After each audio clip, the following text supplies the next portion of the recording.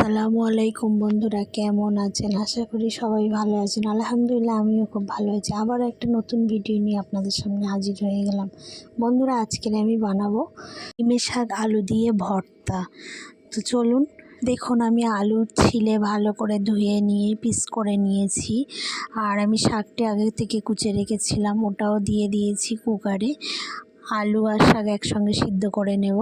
আমি সিদ্ধ করে নিয়েছি, নিয়ে এখন আমি দেখুন ভর্তাটা বানাবো। আমি পেঁয়াজ আর লাল করে শাকটির সঙ্গে হালকা করে ভেজে নিয়েছি। আমি কাঁচা পেঁয়াজ, শুকনো লঙ্কা, ধনিয়া পাতা আর ওই পেঁয়াজ লাল করার সঙ্গে শাকটা নিয়ে নিয়েছি, আলু নিয়ে নিয়েছি। আমি এখন সব একসঙ্গে মিক্সড করে নেব, ভর্তাটা করে নেব।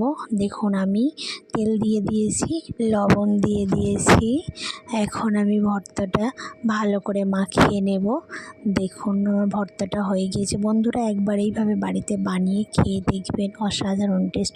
ভিডিওটি যদি ভালো লাগে সাবস্ক্রাইব আর লাইক করে দেবেন।